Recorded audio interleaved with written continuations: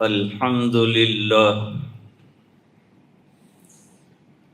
الحمد لله وكفى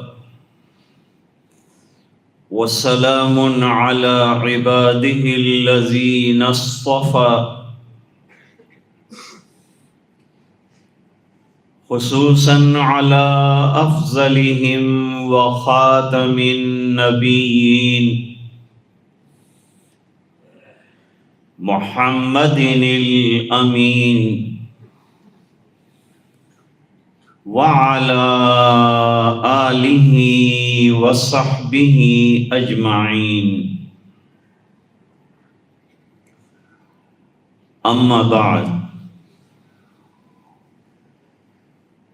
أعوذ بالله من الشيطان الرجيم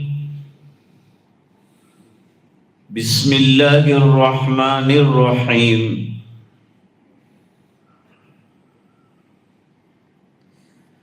وما أرسلنا من رسول إلا ليطاع بإذن الله صدق الله العظيم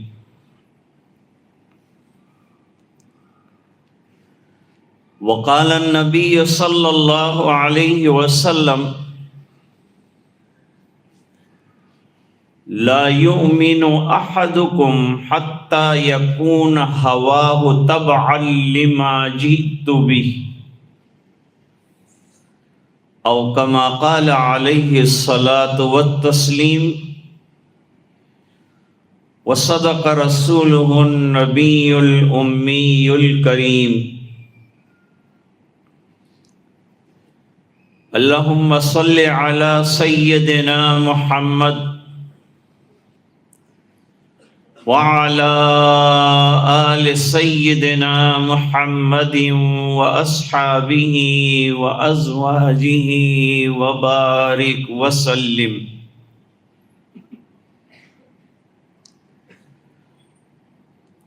بزرگان محترم،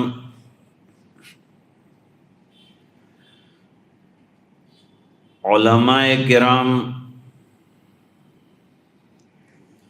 طلباء عزیز اور دینی ماں بہنیں،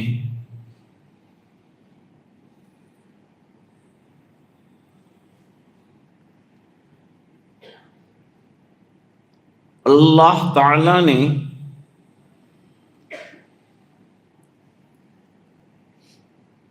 اس دنیا میں انسانوں کی ہدایت کے لیے دو سلسلے رکھے.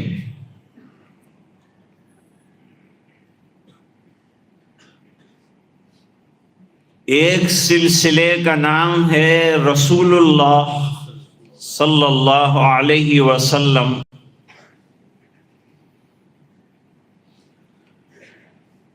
دوسرے سلسلے کا نام ہے کتاب اللہ.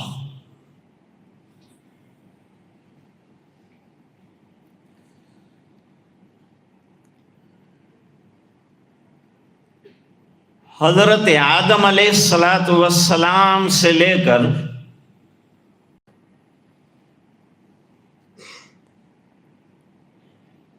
نبوت کا یہ مبارک سلسلہ چلا،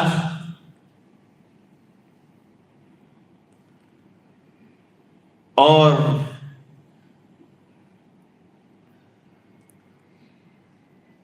تاجدار مدینہ جناب رسول اللہ صلی اللہ علیہ وسلم پر تکمیل پذیر ہو گیا.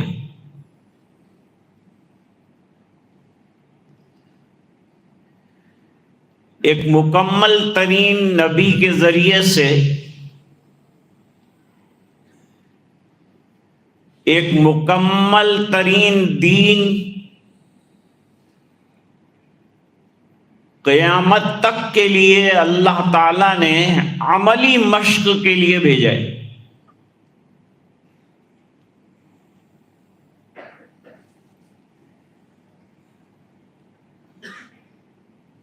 اس بات کو صحابہ کرام نے ایمان لانے کے بعد بہت اچھی طرح سمجھ لیا تھا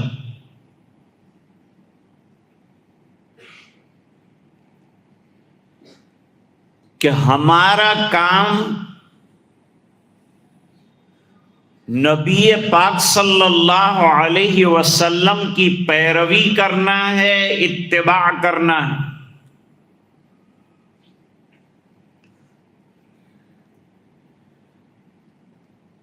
اور قرآن کریم کے احکام پر عمل کرنا ہے، اور وہ عمل نبی کو دیکھ کر کرنا ہے۔ جیسا آپ بتائیں گے اس کے مطابق، لیکن زندگی پوری عملی ہونا چاہیے۔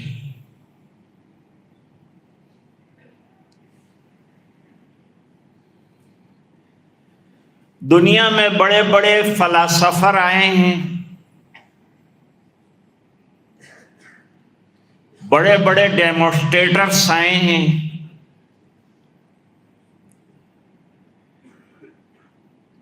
انہوں نے شاندار کتابیں لکھی ہیں، انہوں نے شاندار تقریریں کی ہیں، لیکن زندگی میں ان کی خود جو ہے ان کی تقریروں کا کوئی عمل نظر نہیں آتا۔ اس بنا پر وہ سب تقریریں اور وہ سب کتابیں جو ہے وہ دیمک چاٹ گئی۔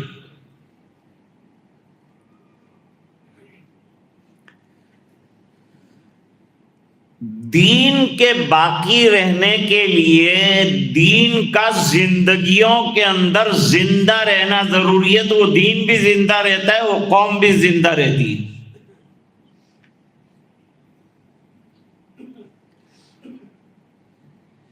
آپ صلی اللہ علیہ وسلم کا سب سے بڑا کارنامہ یہ ہے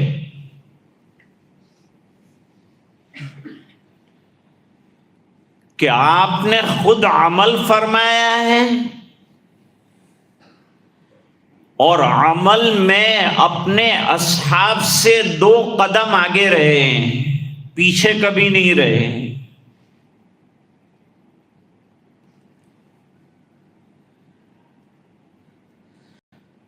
اگر شجاعت کی بات حضور پاک صلی اللہ علیہ وسلم نے اور دلیری کی بات آپ صلی اللہ علیہ وسلم نے اگر کی ہے،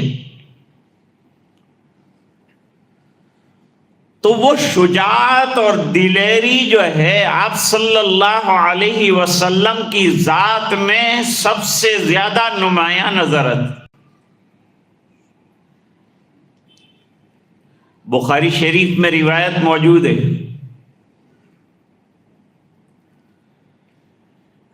آپ صلی اللہ علیہ وسلم اشجع الناس ہیں، لوگوں میں سب سے زیادہ بہادر۔ بہادر وہ نہیں ہے جو تقریر بہادری کی کرے اور عمل میں سب سے پیچھے کہیں نظر بھی نہ آئے۔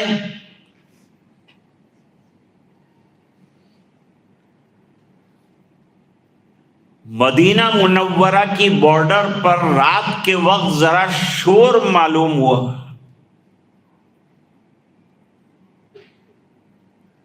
صحابہ کرام گھروں سے نکل آئے،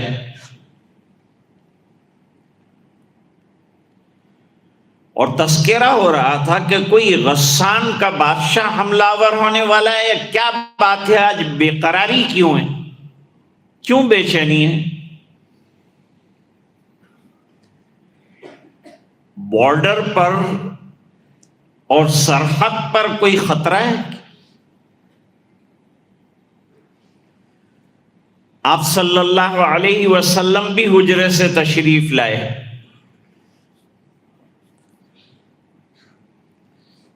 آپ چاہتے تو صحابہ کرام کا ایک دستہ تیار کرتے اور کہتے جاؤ اب سرحد کا ایک چکر اور گشت لگا کے آ جاؤ، فیصلہ ہو جائے گا کوئی آیا ہے نہیں آیا ہے۔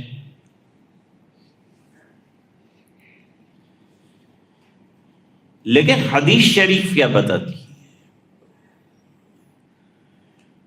حضور پاک صلی اللہ علیہ وسلم نے ایک صحابی ابو طلحہ رضی اللہ تعالیٰ عنہ کے پاس گھوڑا لیا.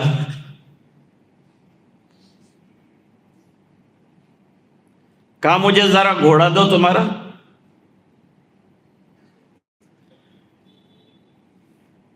حضور یہ چلتا نہیں ہے زیادہ. فرمایا چلے گا اور خوب چلے گا. حضرت جابر رضی اللہ تعالیٰ عنہ کا اونٹ نہیں چلتا تھا تو حضور اترے اور 2 قمچیاں اس کو لگائی. سب سے تیز وہی چلتا تھا. یہ آپ صلی اللہ علیہ وسلم کے کمالات ہیں.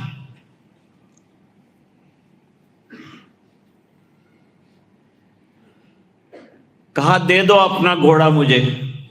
تلوار لٹکا لی آپ صلی اللہ علیہ وسلم نے. اور اس کے بعد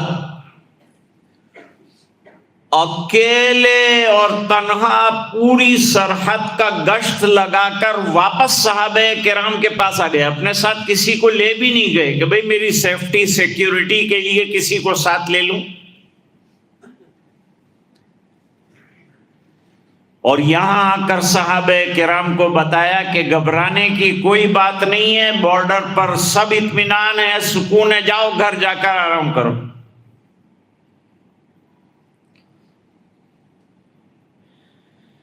تو اگر دلیری اور بہادری کی بات کی حضور پاک صلی اللہ علیہ وسلم نے تو آپ کی زندگی میں وہ پائی جاتی.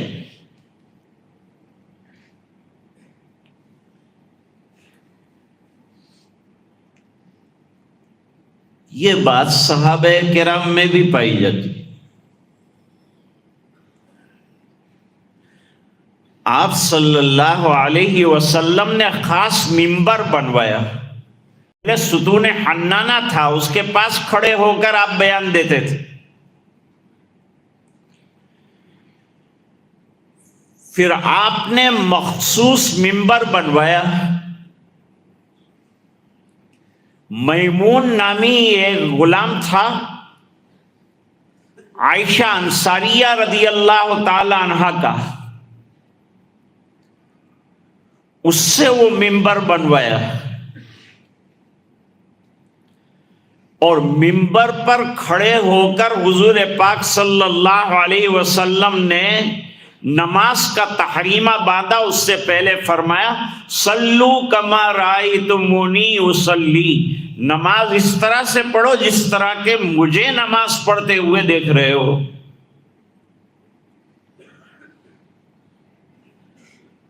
اور وہ جو بدوی صحابی تھے جو ذرا تیزی سے نماز پڑھ رہے تھے, ان کو 3 مرتبہ لوٹایا کہ جاؤ تم نے نماز نہیں پڑھی, واپس نماز پڑھو. صلی فإنک لم تصلی, کہ سرکار اس سے اچھی نماز مجھے نہیں آتی. صحابہ بڑے سچے لوگ بھی ہیں. ہر صحابی صدوق ہے, عدول ہے, ثقہ ہے, معتمد ہے, قابل اعتبار ہے, کیونکہ یہ دین کی جو بنیادیں اٹھائی ہیں وہ صحابہ کرام کے کندھوں پر ہے. اگر ان بنیادوں کو کمزور ثابت کیا جائے گا تو پورا دین جو ہے وہ کمزور معلوم ہوگا اور یہ عمارت کی گرتی ہوئی نظر آئی.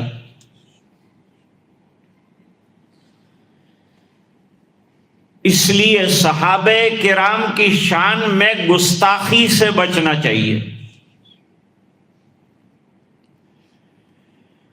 اور صحابہ کرام کا حد درجے کا احترام کرنا چاہیے. اور ان کی آپس کی جو شکر رنجیاں ہیں وہ ان کا اپنا معاملہ ہے, ہم کو اس میں کچھ کلام نہیں کرنا ہے.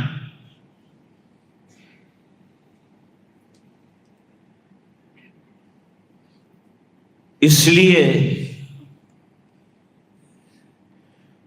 کسی نے پوچھا تھا کہ عمر ابن عبد العزیز کا مرتبہ زیادہ ہے یا کوئی صحابی کا مرتبہ زیادہ ہے؟ فرمایا وہ صحابی کے قدم کے نیچے یا اس کے گھوڑے کی ٹاپ کے نیچے جو دھول ہے وہاں تک بھی عمر ابن عبدالعزیز نہیں پہنچ سکتے.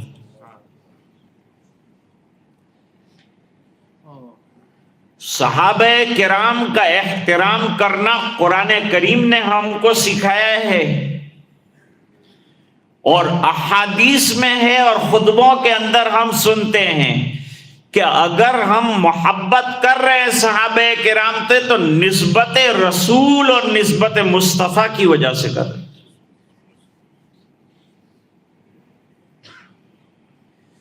اس لیے بخاری شریف کے اندر روایت موجود ہے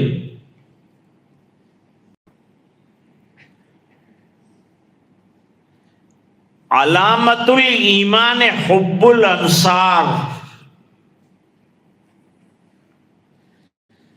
یعنی انصاریوں سے محبت رکھنا یہ ایمان کی علامت ہے اور حضور پاک صلی اللہ علیہ وسلم سے محبت کی علامت ہے. کیوں؟ منافق جو ہیں سرکار کے مدینہ آنے سے اور صحابہ کرام کے مدینے آنے سے بہت زیادہ کھلتے تھے.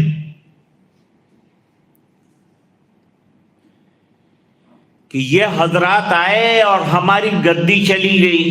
حضور تو گدی لینے نہیں آئے تھے، آپ تو دین کی نشر و اشاعت اور اس کی حفاظت کے لیے تشریف لائے ہیں.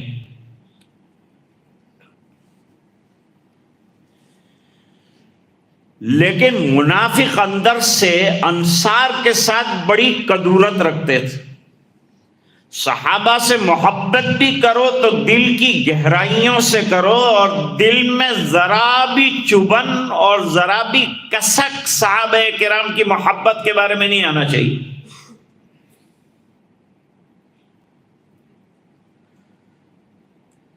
وہ یہ سوچتے تھے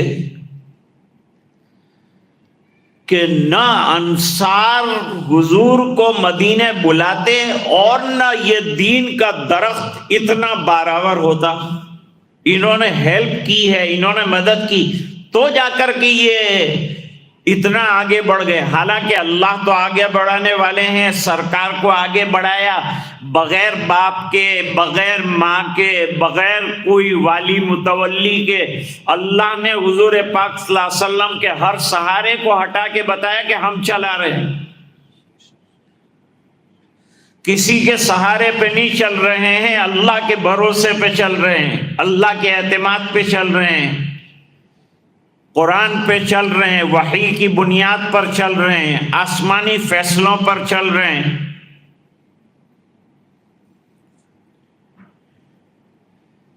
تو محبت رکھنا انصار سے یہ گویا حضور پاک صلی اللہ علیہ وسلم سے محبت رکھنے کے مرادف. اور صحابہ کرام سے بغض رکھنا ایک درجے میں حضور پاک صلی اللہ علیہ وسلم سے بغض رکھنا ہے. کیونکہ صحابہ کرام جو کچھ ہیں وہ نبی کی ذات کی نسبت کی وجہ سے. یہ نسبت نہ رہے تو پھر وہ صحابہ کرام کا حضرت بلال اگر ایمان نہ لائے ہوتے تو کون مجھے پہچانتا؟ لیکن حضرت بلال رضی اللہ تعالیٰ عنہ کا اتنا اونچا درجہ ہوا کہ حضرت عمر رضی اللہ تعالیٰ عنہ ان کے بارے میں فرماتے ہیں سیدنا و مولانا. اتنا اونچا مرتبہ حضرت عمر رضی اللہ تعالیٰ عنہ نے دے دیا ہے تو کس نسبت کی وجہ سے دیا ہے؟ ایک مسئلہ حل کرتے جائیں. اتنا اونچا مرتبہ حضرت بلال رضی اللہ تعالیٰ عنہ نے پایا کہ آپ صلی اللہ علیہ وسلم نے فرمایا کہ جنت میں بلال تمہاری چپلوں کی آہٹ میں اپنے سے آگے سنتا.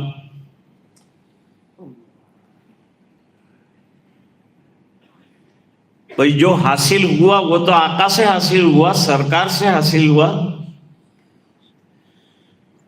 اور حضور سے آگے کیوں ہیں؟ سرکار سے کہیں آگے بڑھ سکتے ہیں؟ پھر یہ کیوں کہا؟ بہت آسان جواب یہ ہے کہ خادم ہمیشہ آگے ہوتا ہے، مخدوم پیچھے ہوتا ہے۔ خادم کا کام ہوتا ہے آگے انتظام کرنا، مخدوم پیچھے پیچھے چلا آتا ہے۔ تو خدمت کی نسبت کی وجہ سے آگے ہیں۔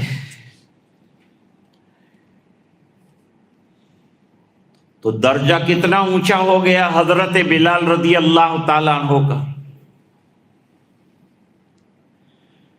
وہ صحابی جن کو آپ صلی اللہ علیہ وسلم نے فرمایا کہ صلی فإنک لم تصلی، اس کو کہہ کے بیٹھ نہیں گئے،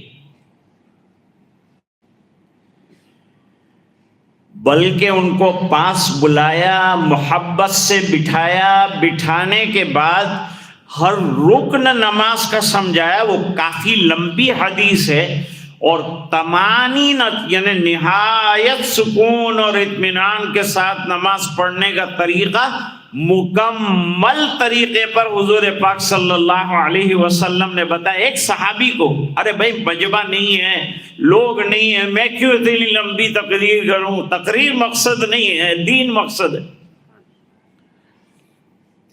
دین سمجھانا مقصد ہے۔ نبی دین سمجھانے کے لیے آتا ہے، اور اگر کوئی غریب ہاتھ پکڑ کر دین سمجھنا چاہتا ہے تو سرکار نماز لیٹ کرتے ہیں اور دین سمجھاتے ہیں۔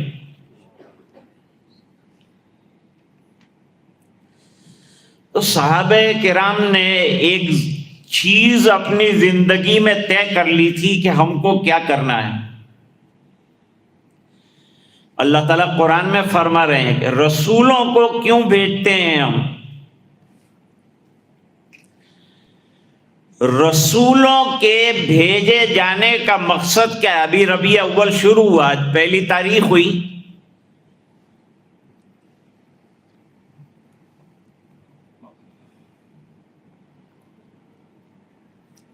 تو اب جو ہے وہ تقریریں سیرت النبی پہ ہوں گی۔ مسلمان کی ہر تقریر، جو بھی تقریر کوئی مقرر کرے گا وہ جا کر کے سیرت سے اس کا تانتا جوڑے گا، ورنہ وہ تقریر ہی نہیں ہے، اس کو تقریر کہہ ہی نہیں سکتے ہیں۔ تقریر میں کیا کہے گا؟ یا تو حدیث بیان کرے گا یا قرآن کریم بیان کرے گا۔ قرآن کریم بیان کرے گا تو اس کو سمجھانے کے لیے حدیث کا سہارا لینا پڑے گا، اور حدیث کیا ہے؟ قال رسول اللہ صلی اللہ علیہ وسلم، اور قال رسول اللہ صلی اللہ علیہ وسلم کیا ہے؟ سیرت ہے، سب سیرت ہی سیرت ہے۔ ضرورت اس بات کی ہے کہ سیرت سننے کے بعد زندگیوں میں عملی طور پر آئے، اس کا اثر نظر آنا چاہیے۔ شرابی جب شراب کے 2-4 قطرے پیتا ہے تو اس کا اثر اس کی آنکھوں میں نظر آتا ہے، اس کے ہاتھ پیر میں نظر آتا ہے، اس کی زبان میں نظر آتا ہے، اس کی نقل و حرکت میں نظر آتا ہے۔ تو جس نے شراب محبت جناب رسول اللہ صلی اللہ علیہ وسلم کی پی ہے، اس کی زندگی میں بھی وہ نظر آنا چاہیے، دیکھنے والا کہہ دے کہ یہ عاشق رسول آیا، یہ آیا متوالا محمد عربی صلی اللہ علیہ وسلم کا۔ صحابہ ایسے سے وہ اسی لیے سنتے تھے۔ ایک صحابی ہیں حضرت معاذ ابن جبل رضی اللہ تعالیٰ، بڑی عمر نہیں ہوئی ان کی، 40 سال کے اندر اندر انتقال ہو گئے، کام بہت کیے۔ ان کا سب سے بڑا کمال یہ تھا کہ حلال اور حرام کے مسائل ان کو بہت معلوم تھے۔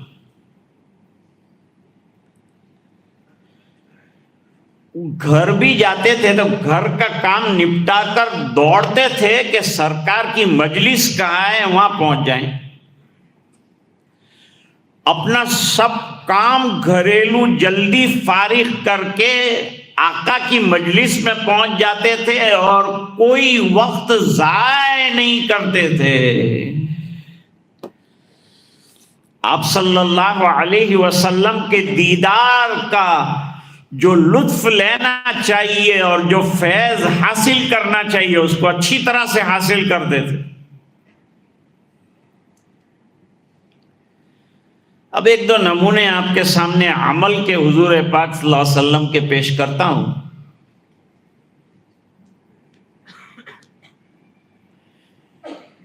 تہجد حضور پاک صلی اللہ علیہ وسلم کا محبوب مشغلہ ہے اور بزرگوں کا وتیرہ اور پیارا طریقہ رہا ہے تہجد پڑھنا پچھلی رات میں اٹھ کر. سیدنا عبد القادر جیلانی رحمت اللہ علیہ فرماتے ہیں کہ ولایت کی پہلی سیڑھی اور پہلا زینہ تہجد ہے.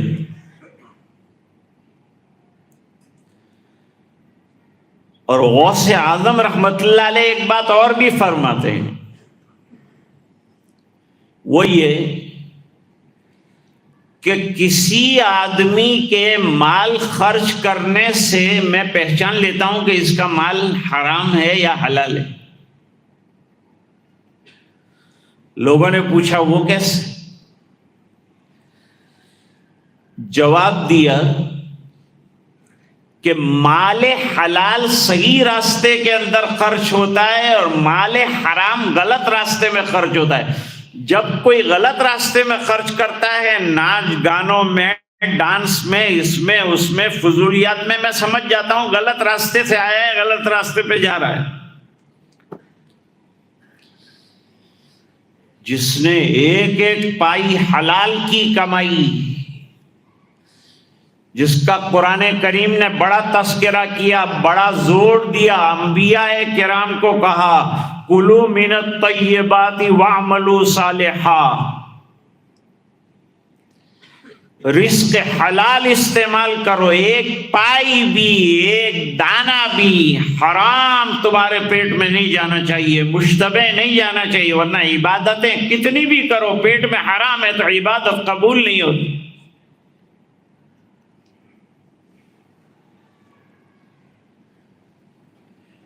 ایک صحابی کھڑے ہو گئے حضور پاک صلی اللہ علیہ وسلم کے ساتھ تہجد میں، لیکن آپ صلی اللہ علیہ وسلم کی نماز اتنی لمبی تھی کہ ان کے دل میں غلط خیال آ گیا. غلط خیال وہ کہتے ہیں کیا آیا؟ وہ کیا آیا کہ میں نماز توڑ کر چلا جاؤں کیونکہ اب مجھ سے برداشت نہیں ہوتا، اتنی لمبی رکعت ہے. اب کبھی سجدہ اتنا لمبا ہوتا تھا، قیام اتنا لمبا ہوتا تھا کہ حضرت عائشہ رضی اللہ تعالی عنہ پیر کو ہاتھ لگا کر دیکھتی تھی کہ کہیں آقا وفات تو نہیں پا گئے. ایسی نمازوں پہ ملتا ہے. تو تہجد کو اگر فرمایا حضور صلی اللہ علیہ وسلم نے تو عملی طور پر تہجد اس قدر زبردست ادا فرمائی ہے کہ ایک نمونہ اور ایک مثال بنا دی.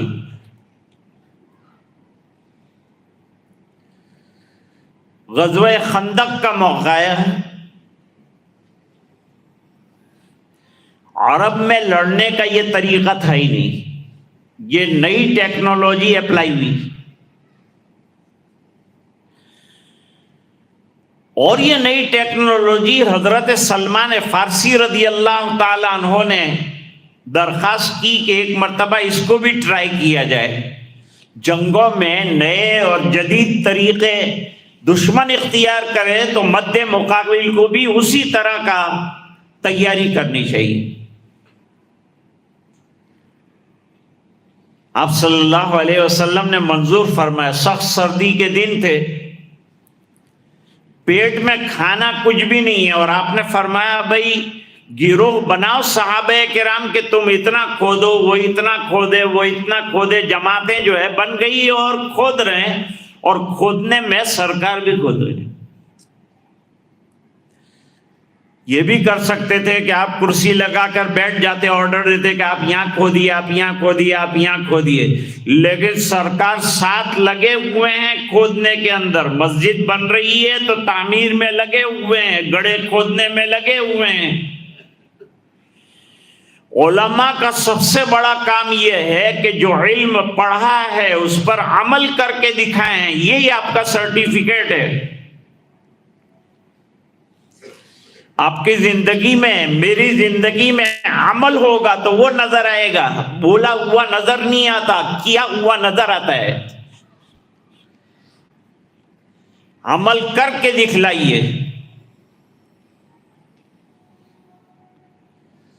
جیسے ایک مدرسہ بنانا تھا، مولانا حبیب صاحب کے والد صاحب نے اس کی بنیاد ڈالی، بیٹھے نہیں رہے اور رات اور دن اس کے پیچھے ایک کر دیا، اپنا کام کر کے دنیا سے جتنا ہو سکا وہ چلے گئے۔ اس کے بعد اولاد بیٹھی نہیں رہی۔ مولانا نے اس بنیاد کو مستحکم کرنے کے لیے اور حضرت والد صاحب کے خواب کو شرمندہ تعبیر کرنے کے لیے اپنا خون جگر لگا دیا، تو اب یہ باہر نظر آ رہی ہے۔ یہ بیٹھے بیٹھے باہر نظر نہیں آتی، اس کے پیچھے خون جگر لگا ہے، اس کے پیچھے محنتیں لگی، تب جا کر کے یہ باہر نظر آتی ہے۔ کوئی مالی اگر گلشن پر محنت نہ کرے تو گلشن سجتا نہیں، اجڑ جاتا ہے۔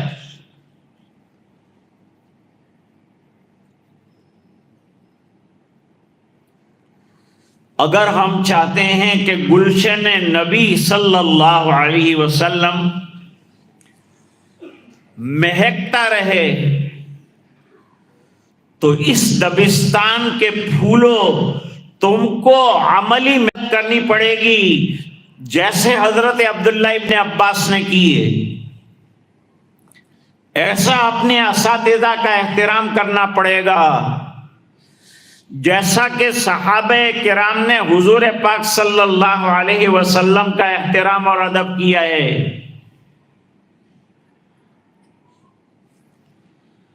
تو آپ صلی اللہ علیہ وسلم نے خندق کھودنے کے لیے فرمایا۔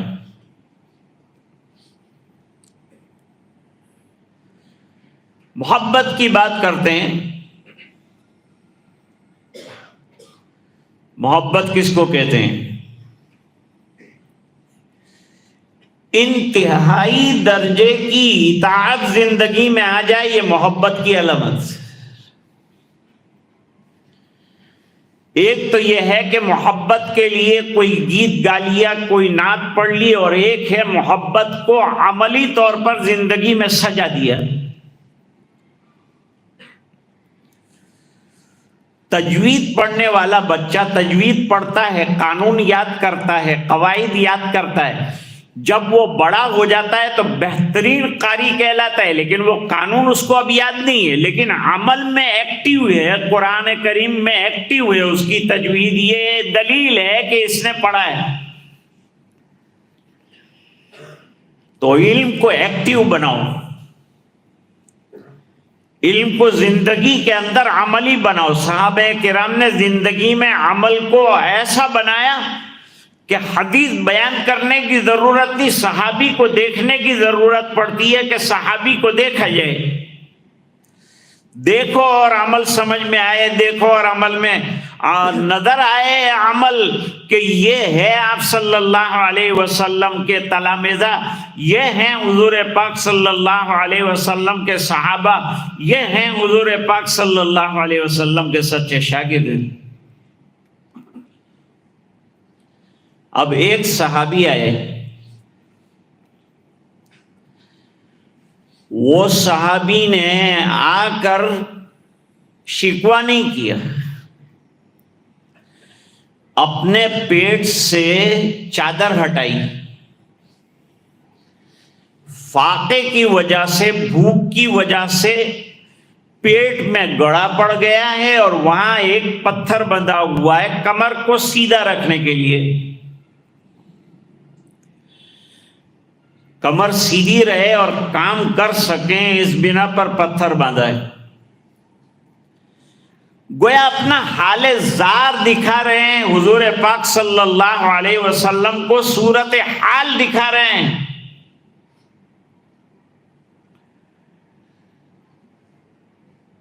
آپ صلی اللہ علیہ وسلم مسکرائے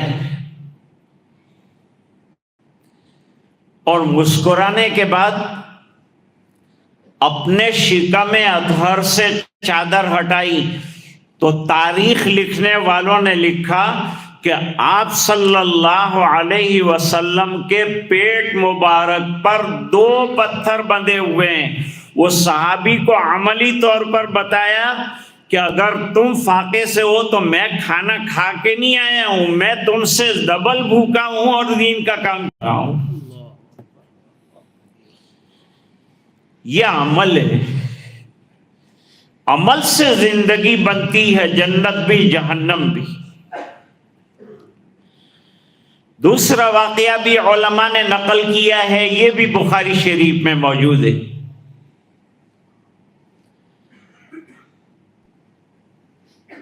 وہ ایک خاتون نے چوری کی تھی، زیور کی چوری. زیور سے عورتوں کو ایک خاص نسبت اور محبت ہوتی ہے. 500 گرام کا آٹے کا ڈبہ اس سے اٹھنا مشکل ہے، لیکن 10 کلو کا سونے کا ہار گلے میں لٹکا دو تو اسے منظور ہے.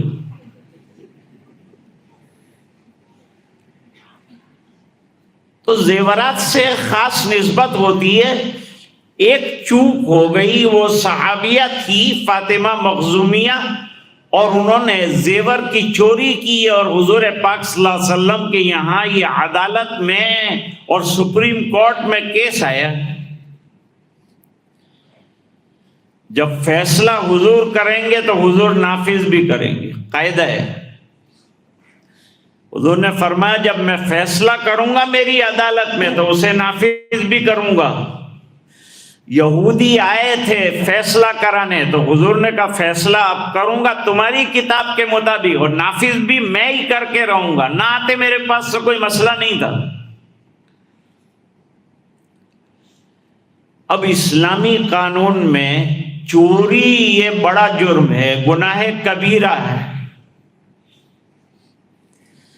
جیسے زناکاری یہ بڑا گناہ ہے، اس طرح چوری کرنا چاہے چھوٹی چوری ہو لیکن بڑا گناہ ہے.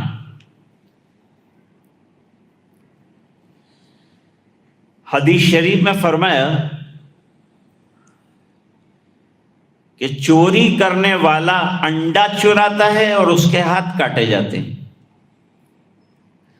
چوری کرنے والا رسی چراتا ہے اور ہاتھ کاٹے جاتے ہیں. تو ہاتھ تو 10 درہم کی مقدار کسی نے چوری کی ہو، 10 درہم سے لے کر پھر ہزاروں دراہم کی چوری کی ہو، ہاتھ کاٹا جاتا ہے، لیکن اس سے کم پر تو نہیں کاٹا جاتا.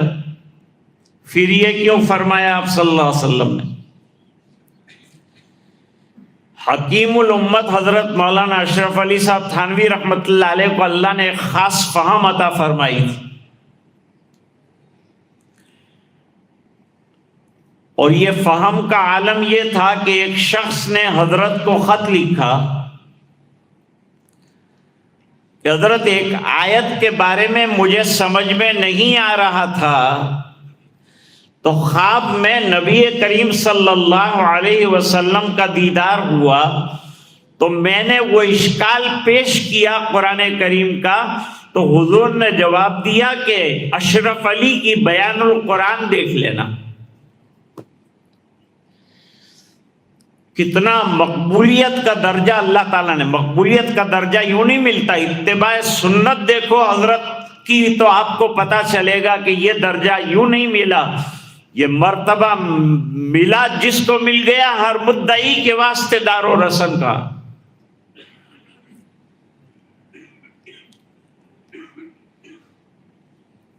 کتنا بہترین جواب دیا، کیونکہ طلبہ بیٹھے ہوئے ہیں اس لیے اشکال ہوتا رہتا ہے تو ساتھ جواب بھی دیتے ہیں۔ انسان پہلی مرتبہ ہمت کر کے انڈا چراتا ہے، سزا نہیں ملی، حوصلہ بڑھ گیا، 2 انڈے چرائے گا، 2 انڈے چرائے، سزا نہیں ملی، 4 انڈے چرائے گا،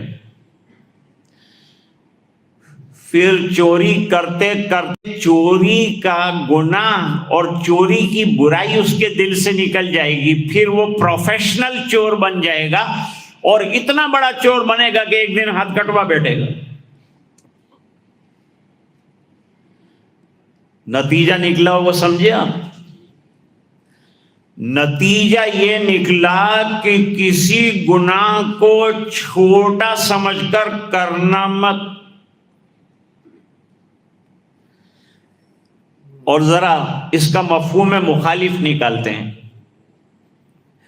ایک چیز بیان ہوتی ہے تو کبھی کبھی قرآن کریم ایک چیز بیان کرتا ہے اور دوسری چیز چھوڑ دیتا ہے، وہ سامعین کی فہم پر موقوف ہے۔ ایک بات تو یہ کہی کہ بھئی کسی گناہ کو چھوٹا سمجھ کر مت لو، ورنہ پھر بڑے گناہ کے عادی بن جاؤ گے، گناہ کی عادت پڑ جائے گی، گناہ کی برائی دل سے نکل جائے گی، توبہ کی توفیق نہیں ہوگی۔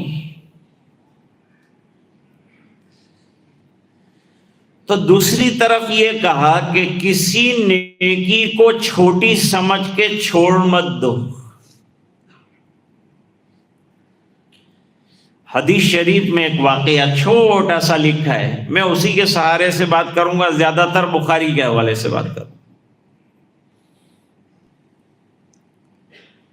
ایک شخص راستے سے گزرتا ہوا چلا جا رہا تھا، ہم بھی چلتے ہیں لیکن ہم کیا راستے میں پڑا ہے کیا نہیں ہے، کچرا ہے نہیں ہے، کوئی دیکھتا نہیں، ہر آنے والا سوچتا ہے کہ اگلا کر دے گا، وہ چیز وہاں گھنٹوں پڑی رہتی۔ حالانکہ اماطۃ الاذی عن الطریق من الایمان، راستے سے تکلیف دینے والی چیز کو ہٹا دینا۔ ہمارے یہاں مولانا عبداللہ صاحب کاپودروی رحمۃ اللہ علیہ ایک مرتبہ مدرسے میں آئے، طلبہ کے کام کی بات کرتا ہوں، وہ آ کر ایک کونے میں کھڑے ہو گئے۔ اب طلبہ تو اپنی دھن میں ہوتے ہیں کتابوں کی، وہ جا رہے ہیں آ رہے ہیں، کوئی پوچھتا بھی نہیں ہے کہ حضرت کہاں سے آئے کیسے آئے۔ پھر کسی کو اطلاع ہوئی، اساتذہ دوڑے اور حضرت کو لائے، اور پھر اکرام ہوا، اور اکرام کے بعد پھر حضرت کو تقریر کے لیے بٹھایا۔ تو حضرت نے فرمایا کہ بھائی تمہارے یہاں مجھے ایک چیز پسند نہیں ہے، جب کوئی نووارد آئے تو طلبہ کا فریضہ یہ ہے کہ اس کو سلام کرے، السلام علیکم۔ یہ آپ کی تعلیمات ہے نا، ہم ہی بتاتے ہیں نا لوگوں کو کہ کلام کرنے سے پہلے سلام کرو، اور سلام کی فضیلت ہے، اور حضرت آدم علیہ السلام نے سلام کیا، اور فلاں اور فلاں، اور یہ سب ہم ہی کہتے ہیں۔ کب کسی نے مجھے سلام نہیں کیا، لیکن کیونکہ میرے پاس تو ایک تو یہ ہے کہ بھائی بلڈوزریا ہے، پتہ ہی نہیں چلتا کہ مسلمان ہے کہ نہیں ہے، تو کیسے سلام کیا جائے مسئلہ ہے، لیکن یہاں تو لائسنس موجود ہے، داڑھی بھی ہے ماشاءاللہ، اتنی ٹوپی بھی ہے، کرتا لمبا پہنا ہوا ہے، تو اندازہ تو ہو سکتا ہے نا۔ سلام نہیں کیا، یہ مجھے افسوس ہوا۔ دوسرا یہ کہ کسی نے مجھ سے یہ نہیں پوچھا کہ آپ آئے ہیں اور کھڑے ہیں تو آپ کیا یہاں تشریف لانے کا مقصد کیا ہے، یہ تمہارے فریضے میں ہے۔ خالی کتاب پڑھ کے بند کر دینا اور ضرب یضرب کی گردانیں کرتے رہنا، یہی پڑھنا نہیں ہے، تربیت بھی ہونی چاہیے، ساتھ اخلاق اساتذہ سے سیکھتے جانا چاہیے، علم بھی حاصل کرو اخلاق بھی حاصل کرو، علم اخلاق کا ہی نام ہے۔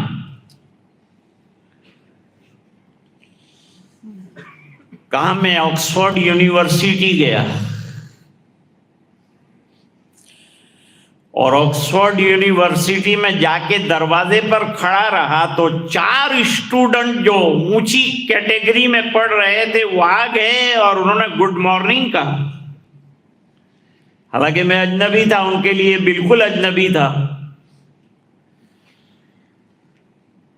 اور اس کے بعد انہوں نے پوچھا کہ what purpose you are here, کیوں آئے ہیں آپ، کیوں تشریف لائے ہیں، کین وی ہیلپ یو، کیا ہم آپ کی کوئی مدد کر سکتے ہیں؟ ہم کو اپنے اخلاق ایسے بنانے ہیں کہ آنے والا مہمان یہ اثر لے کے جائے کہ یہ مدرسے میں پڑھنے والا طالب علم ہے، اخلاق کا پیکر ہے. سرکار اخلاق کے پیکر ہیں، صحابہ کرام اخلاق کے پیکر ہیں.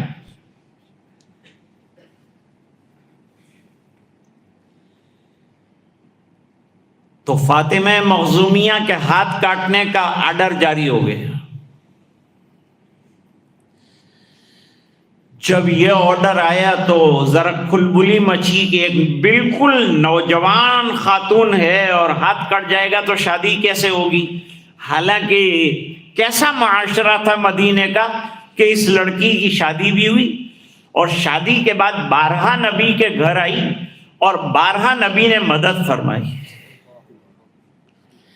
حضرت عائشہ رضی اللہ عنہا کی خدمت میں آتی رہتی تھی اور حضور سے کہتی تھی کہ یہ مدد کے لیے آئی ہے. آپ صلی اللہ علیہ وسلم بار بار مدد فرماتے تھے اور وہ پرانی جو بات ہو گئی اس کا تذکرہ بھی نہیں کرتے کہ تو نے یوں کیا تھا، یوں کیا تھا، یوں کیا تھا. کبھی ہم دیتے ہیں لیکن ذکر اتنا کرتے ہیں کہ جب کیا کرایا جو ہے اس پر پانی پھر جاتا. اس کے دلائل ہیں ہمارے پاس کتاب و سنت کی روشنی میں، لیکن بات دوسری طرف چلی جائے گی اس لیے اس کو کرتا نہیں. اب ہاتھ کٹنے والا ہے، معاملہ نازک ہے، لوگ چاہتے ہیں کہ ہاتھ نہ کٹے، بچ جائے. واسطہ کس کو بنائیں، سہارا کس کو بنائیں؟ کون ہے جس کی ہمت ہے کہ وہ نبی کے دربار میں بات پیش کر سکے کہ اس لڑکی کا ہاتھ نہ کاٹا جائے؟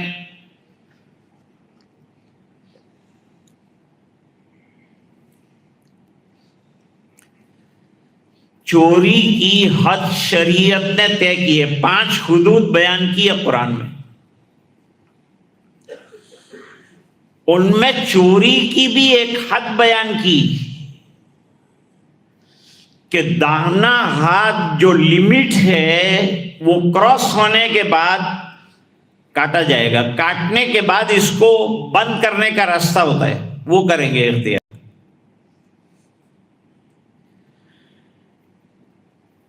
تو اب آپ صلی اللہ علیہ وسلم سے جا کر کہے کون، فیصلہ تو ہو گیا، حد لگے گی. حد کو ٹال نہیں سکتے ہیں، حد کے اندر رعایت کے امکانات نہیں ہیں. حد لگ گئی، طے ہو گئی عدالت میں تو وہ حد لگ کے رہے گی. اسلامی ملک کی بات ہے، ہمارے یہاں نہیں ہے. یہ جو اسلامی ممالک ہیں وہاں چوری کا گراف 0 ہے. کیوں؟ سزا سامنے ہے. ادھر ہاتھ کٹا، لوگوں نے دیکھا، چوری کا ارادہ ہوگا تو بھی بھول جائے گا. زندگی بھر معیوب ہو جاؤں گا یہ خیال ستائے گا، اور اپاہج ہو جاؤں گا یہ خیال ستائے گا، اور بدنام رہوں گا یہ خیال ستائے گا. تو چوری کیا کرے گا؟ شاہ فیصل مرحوم کے پاس امریکہ کے صدر نے ایک ریکویسٹ رکھی تھی کہ تمہارے ہاں اسلامی جو پنشمنٹس ہیں، جو سزائیں ہیں، یہ سزاؤں کو ختم کر دو. ویری اسٹرکٹ پنشمنٹس، بہت سخت قسم کا پنشمنٹ ہے تمہارے یہاں.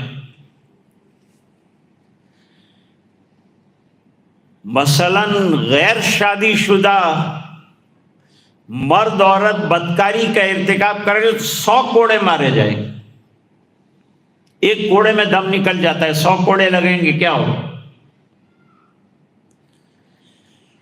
اور سزا سب کے سامنے دی جائے گی. یہ نہیں کہ کمرے میں بند کر کے سزا دے دی، استاد کبھی دے دیتے ہیں. کھلم کھلا لوگوں کے سامنے سزا.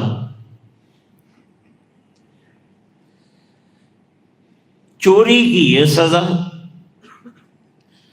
اور شادی شدہ مرد عورت اگر بدکاری کا ارتکاب کریں اور اسلامی عدالت میں اس کے ثبوت فراہم ہو جائیں تو اس وقت سنگ گسار کیا جائے گا، پتھر مار مار کے مارا جائے گا کہ اس کی عقل پر پتھر پڑے تھے اس لیے پتھر مارو، مار ڈالو. آج عربی ممالک میں حالات اتنے سنگین ہونے کے باوجود بدکاری کا گراف 0 ہے، چوری کا گراف 0 ہے. اور شاہ فیصل مرحوم نے سوال کیا کہ اچھا یہ بتائیے صدر صاحب، آپ کے یہاں چوری کا گراف کیا ہے؟ کہا ہر آدھا گھنٹے کے اندر ایک چوری ہوتی ہے اور ہر آدھا گھنٹے کے اندر ایک قتل ہوتا ہے. فرمایا اب میرے یہاں پوچھو کیا حال ہے. میرے یہاں برسوں میں کوئی چوری نہیں ہوتی، گھر کھلا رکھ کر چلے جاؤ، دکانیں کھلی رکھ کر چلے جاؤ، مجال نہیں ہے، کوئی انگلی نہیں اٹھاتا، کوئی آنکھ اٹھا کے دیکھتا نہیں سامان کو. یہ اسلامی سزاؤں کا عالم ہے. جب وہ نربھیا کا معاملہ آیا اور دہلی کے اندر نوجوانوں نے بدکاری کا ارتکاب کیا اور وہ لڑکی کا علاج ہوا اور دور دور تک سنگاپور اور کہاں کہاں گئی اور آخر میں بیچاری عزت کی ماری نے جان دے ڈالی، مر گئی جوانی کے اندر. تو دہلی میں عورتوں نے بڑے بڑے بینر نکالے کہ ایسے مرتکبوں کو، ایسے گناہ کرنے والے درندوں کو تمہاری سزا کافی نہیں ہے، اسلام والی سزا دو تو یہ بند ہوگا، ورنہ یہ سلسلہ بند نہیں ہونے والا ہے. گناہوں کی کڑی سزائیں اگر رکھی ہے تو اس کے نتائج بھی ہمارے سامنے ہیں. اب جو چہیتے، سب صحابہ چہیتے ہیں حضور پاک صلی اللہ علیہ وسلم کے، لیکن ان میں چہیتوں میں چہیتا کون؟ تو حضرت زید ابن حارثہ کے صاحبزادے حضرت اسامہ رضی اللہ تعالیٰ عنہ موجود ہیں. کہ ان کو ریکویسٹ کی جائے کہ وہ حضور کے دربار میں سفارش کریں. سفارش کریں گے تو ہو سکتا ہے کہ سزا میں کچھ کمی آ جائے. جب انہوں نے موقع دیکھ کر بات کہی تو نبی کریم صلی اللہ علیہ وسلم کو انتہائی درجے کی محبت ہے ان سے، اس کے باوجود بےتاب ہوئے غصے سے، اور غصے میں آ کے فرمایا کہ تم سے پہلے لوگوں نے بھی حدود کے اندر رعایتوں کا معاملہ رکھا تو ان کو تباہ کیا گیا، خبردار جو حق کے بارے میں گڑبڑ کی. اور اب آگے جملہ سنو جو بات سرکار نے فرمائی وہ سننے والی. وہ بات یہ فرمائی کہ یہ تو فاطمہ مخزومیہ تھی اور اس نے چوری کی اور ثابت ہوا اور ہاتھ کٹنے کی نوبت آئی. اگر فاطمہ بنت محمد صلی اللہ علیہ وسلم چوری کر لے تو محمد عربی کا فیصلہ اس کے لیے بھی ہاتھ کے کٹنے کا ہو. تو اللہ نے نبیوں کو کیوں بھیجا ہے؟ سیرت میں ہم کیا سیکھیں گے؟ اس لیے بھیجا ہے اللہ نے انبیاء کرام کو کہ ان کی زندگیوں کو فالو کیا جائے اور کثرت سے ان کی سیرت کو پڑھا جائے، سنا جائے، اور اس کے جتنے پہلو عملی ہیں جن کو کرنے کے لیے سرکار نے فرمایا ان کو کیا جائے. یہ آیت کریمہ میں نے آپ کے سامنے پڑھی تھی. آج آنے میں تھوڑی دیر ہو گئی، اس میں بھی ہم مجبور تھے. عامتاً تو وقت سے پہلے پہنچ جاتا ہوں میں، لیکن آج اتفاق سے بڑودہ میں کوئی حادثہ ہو گیا سڑک پر، جس کی وجہ سے 1.5 گھنٹے تک ٹریفک جو ہے وہ جام رہا، اور ہم بے چین بھی رہے کہ مولانا حبیب صاحب سوچیں گے ابھی تک آیا نہیں. لیکن یہ بھی جانتے ہیں حالات کو، اس اعتبار سے یہ بابو بھائی کے کانٹیکٹ میں رہے، مجھ سے تو فون کیا نہیں. وہ جانتے تھے کہ یہ وقت پر نکلتا ہے، وقت پہ آتا ہے، لیکن یہ مجبوری تھی. اس لیے میں معذرت خواہ ہوں آپ حضرات سے کہ جو وقت دیا گیا تھا اس سے کوئی آدھا گھنٹے کے قریب لیٹ ہو گیا. اللہ کے یہاں مقدر میں جو لکھا ہوتا ہے وہی ہوتا ہے. میرے پیارے بچوں، مضمون تو میں نے اور بھی بہت سوچا تھا کہ یہ بھی مضمون ہے اور یہ بھی مضمون ہے. مضامین بہت ہیں، جیسا کہ ابھی مولانا نے فرمایا کہ بھائی مضامین سیرت کے اتنے ہیں کہ زندگیاں ختم ہو جائے گی، سیرت ختم ہی نہیں ہوگی. لیکن چند نمونے آپ کے سامنے آج رکھے کہ اصل چیز دوستو پڑھو، محنت کرو اور زندگی کو عملی بناؤ. حضرت مفتی شفیع صاحب رحمۃ اللہ علیہ نے ایک مرتبہ علماء کی مجلس کے اندر سوال کر دیا. سوال کیا کیا؟ سوال یہ کیا کہ علم کس کو کہتے ہیں؟ تو علماء تھے، کسی نے کہا کہ حضرت آپ ہی بتائیں کس کو کہتے ہیں. کسی نے کہا جاننے کو کہتے ہیں، کسی نے کہا پڑھنے کو کہتے ہیں، کسی نے پہچاننے کو کہتے ہیں، کسی نے کہا ٹو نو.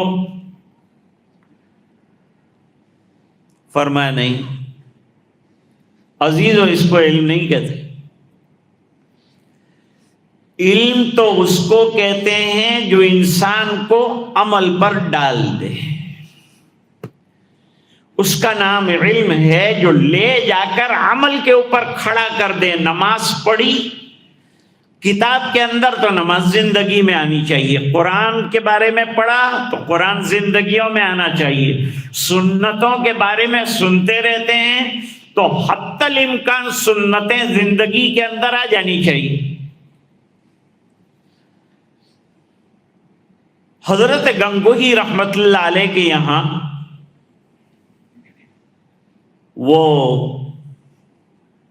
کسی نے لا کر 3 کھجوریں مدینہ منورہ کی ہدیے میں پیش کی. بھئی یہ بھی بڑا ہدیہ ہے. وہاں سے آنے والوں کے بڑے ہدیے کیا ہیں؟ کھجور اور زمزم. زمزم کا پانی جنت کے پانی سے بھی بہتر ہے.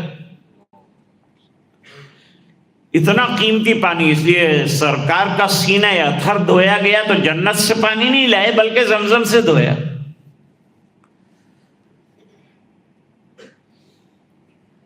حضرت نے اپنا حدیث کا سبق بند کر دیا. دونوں ہاتھ کے اندر وہ دونوں ہاتھوں میں کھجوریں تینوں لے لیں اور سبق بند کر کے کہا بھائی یہ ہمارے لیے ہدیہ آیا ہے اور مدینے سے آیا ہے، اور مدینے والا جہاں آرام کر رہے وہاں سے یہ ہدیہ آیا ہے. نسبت بہت اونچی ہے، لہذا ہمارے خاص لوگوں کا لیسٹ بنایا جائے.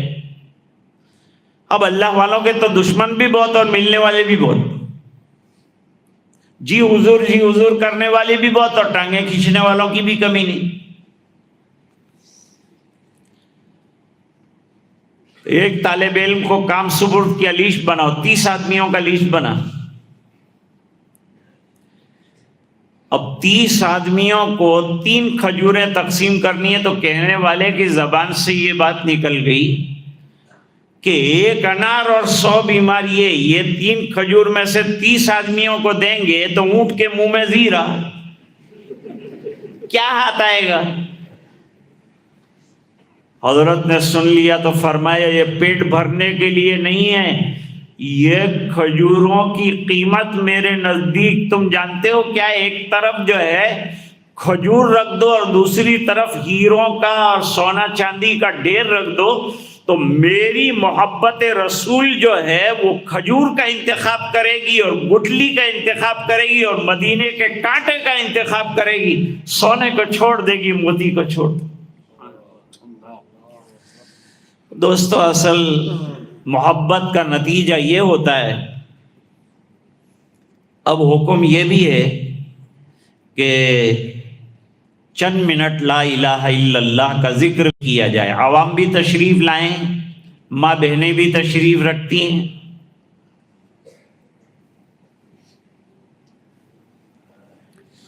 ماں بہنیں جو ہے وہ بالکل آہستہ ذکر کریں گی، اور آپ حضرات یہاں تشریف فرما ہیں تو آپ ذرا زور سے میرے ساتھ پڑھیے۔ میں ایک دفعہ لا الہ الا اللہ کہوں گا، اس کے بعد آپ پڑھتے رہیں گے۔ جب محمد الرسول اللہ کہوں تو ذکر انشاءاللہ ختم ہو جائے گا۔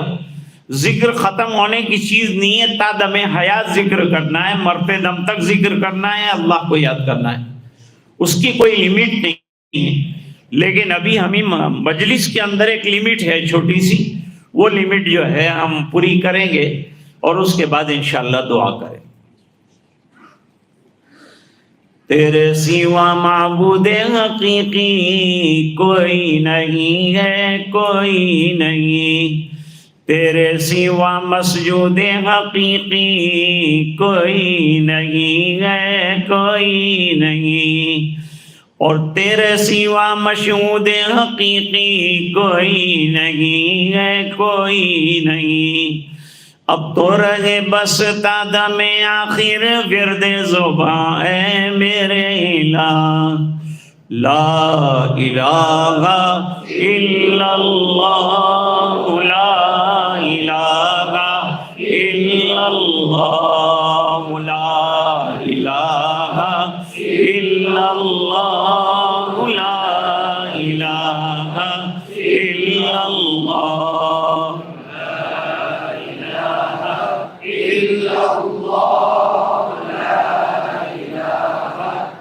إلا الله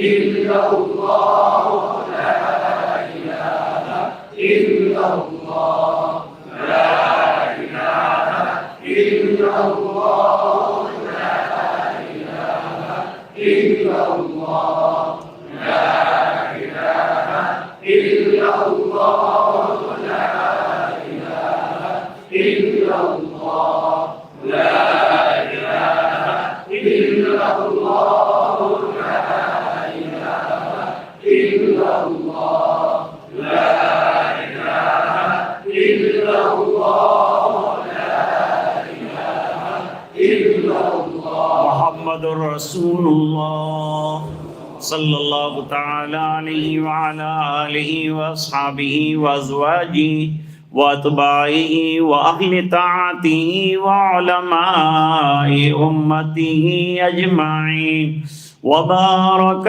وسلم تسلیما کثیرا کثیرا. بسم اللہ الرحمن الرحیم. اللهم لك الحمد كله ولك الملك كله ولك الشكر كله وإليك يرجع الأمر كله علانيته وسره. اللهم صل على سيدنا محمد كلما ذكره الذاكرون وكلما غفل عن ذكره الغافلون. رب اغفر وارحم وأنت خير الراحمين. آتنا في الدنيا حسنة وفي الآخرة حسنة وقنا عذاب النار وقنا عذاب القبر وقنا عذاب الحشر وقنا عذاب الفقر وقنا عذاب الدين واحشرنا يوم القيامة مع الأبرار.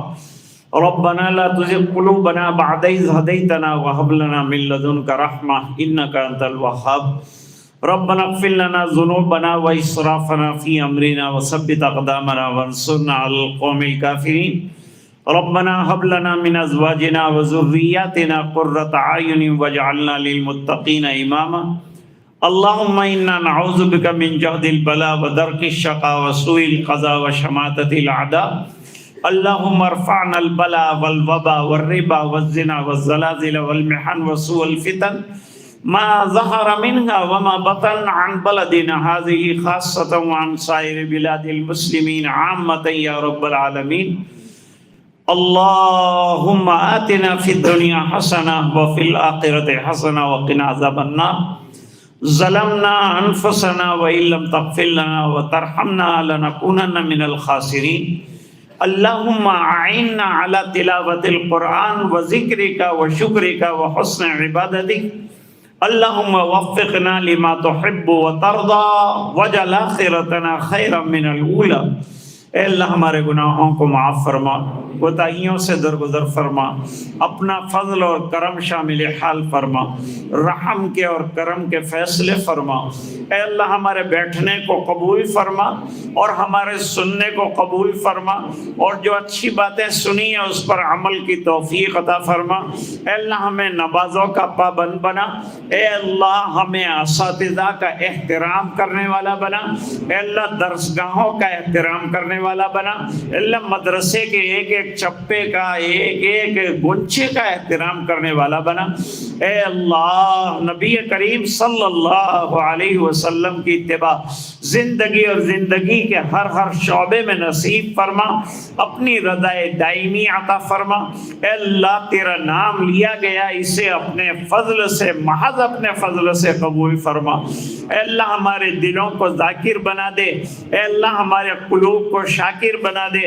اے اللہ ہمارے جسموں کو تیرے احکام پر عامل بنا دے. نبی کریم صلی اللہ علیہ وسلم کی محبت اور آپ صلی اللہ علیہ وسلم کی اتباع نصیب فرما. دور دراز سے تشریف لائے ہیں لوگ، اے اللہ یہ آنا منظور فرما. اس اجلاس کو منظور فرما. ماں بہنیں بھی بیٹھ کر سن رہی ہیں، اللہ ان کا سننا بھی قبول فرما، منظور فرما. اے الہ العالمین پورے مجمع کی مغفرت فرما، امت کے ایک ایک فرد کی مغفرت فرما، اور یہ دعائیں اپنے فضل و کرم حبیب پاک صلی اللہ علیہ وسلم کی برکت سے قبول فرما برحمتک یا ارحم الراحمین. السلام علیکم ورحمۃ اللہ وبرکاتہ.